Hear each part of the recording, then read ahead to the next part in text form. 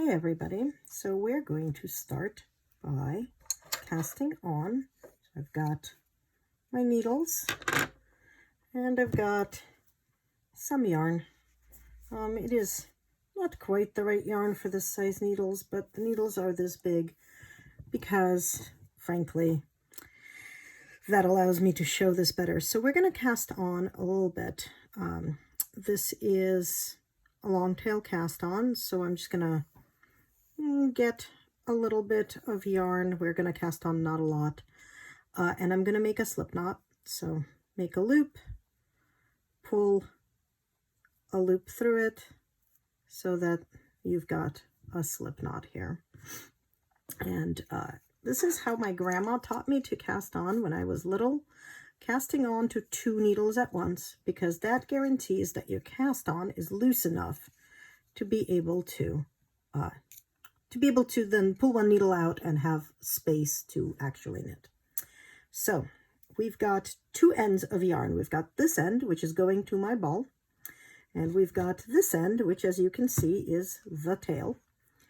So what we want to do is we want to create a triangle, putting these 2 fingers in between, and holding the rest of the yarn with your other fingers, right?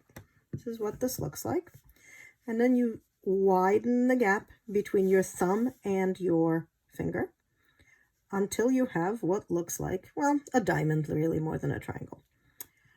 But when we pull our right hand over, what you see is that there are really 2 loops, one on my thumb, and one on my other finger.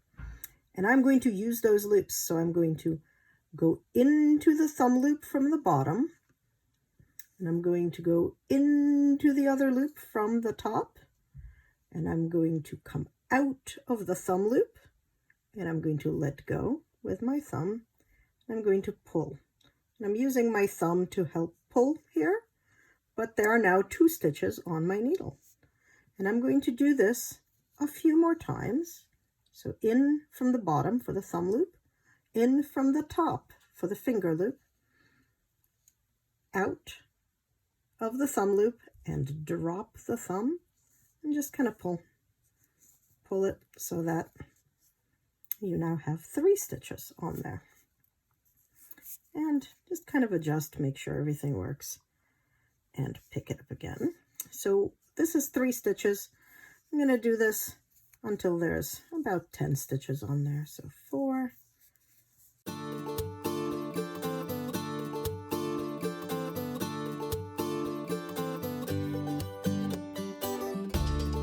so we've got 10 stitches on here, and this looks like absolutely nothing, but that's okay. We're going to pull one of the needles out.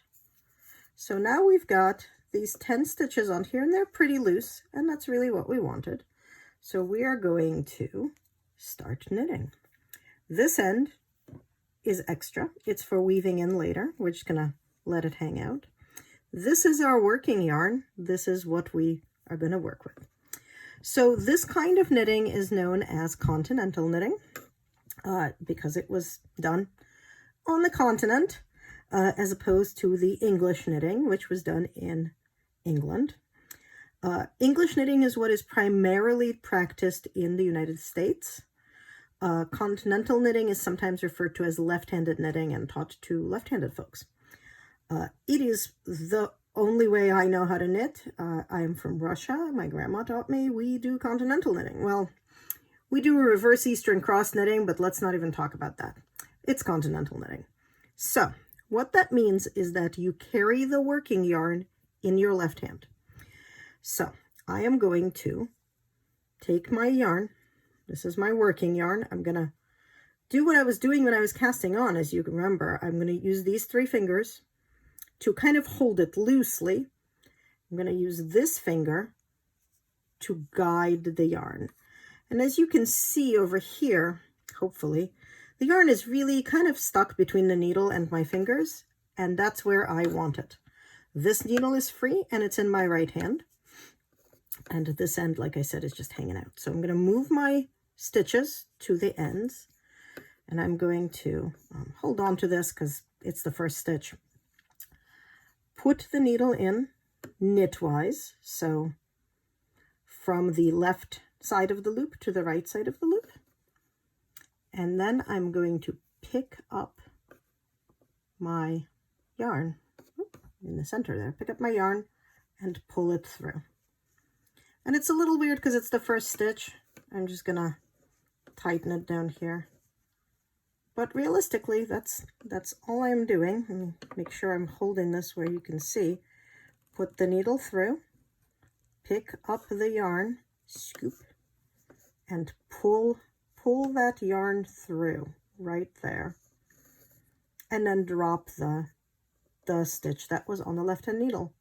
Put the needle through, pick it up, pull it through, and drop. So at no point am I letting go of my needle. I am not throwing the yarn with my right hand. It is just gently being guided by my left hand as I do this. So as you can see on this side, those little V's of knitting are forming. The back side, the little bumps are forming as they should. And so again, left to right, we're just opening up the stitch and we're picking up the other thread and pulling it through and pulling it off the needle. So we're going to do that for the entirety of our 10 stitches. And it's a little bit of a loose mess because remember we cast on very loosely. That's okay. So now all of our stitches are on our right hand needle. So it's time to make it our left hand needle. As you can see, I am flipping my knitting because knitting always happens in this direction, right? Right to left, which means that my working yarn needs to be on the right. It's how you know which side you are knitting on when you pick up your knitting, say, in a couple of hours. Now, the side with the V's is known as the right side. The side with the bumps is known as the wrong side. There's nothing actually wrong with it. It's just the inside usually of the garment. Now, if we just knit every row, we're going to get an alternation of bumps and V's. But if we knit one row and purl the other row, we will end up with a stockinette, which is V's on one side and bumps on the other. So we're going to do that. I'm going to show you how to purl. So I am wrapping this around my finger, not just holding it, just for ease of showing you, but it's for tensioning, however you want your tensioning. And you can see that my finger here is creating tension and my yarn is in front. It was in the back for knitting. It's in the front for purling. And instead of doing this, right, instead of going in left to right, I'm going to do what's known as purlwise. I'm going to put in my needle right to left. So I've put my needle in right to left and I am picking up some knitting. So the first stitch is always weird, but right to left. And you can see here's my yarn, right? We know that I need to put it through the loop, right? So I am going to pick it up, and this is why this finger is important. It's just guiding the yarn so that it doesn't fall off the needle as I pull it through. Once it's through, we're pulling the stitch off the left-hand side. So again, right to left, pick it up, use this finger to guide it, and off the needle. So again, you can see why this is a lot faster than the right-handed English style knitting, because you are not dropping the needle at any point. You just pull it through and pull the stitch through. Right to left, pick up the thread, pull it through. Right to left, pick up the thread, pull it through.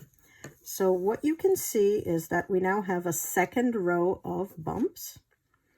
And as we turn our knitting, because if you remember, working yarn is always on the right end, you will see that we now have 2 rows of those V's that we were seeing before. So now we're going to do another row of knitting. And again, if you recall, left to right, pick up the yarn and pull it through, push the stitch off, left to right, pick up the yarn, pull it through, and pull off the needle. So I'm going to do that. Again, you can see how quickly it goes.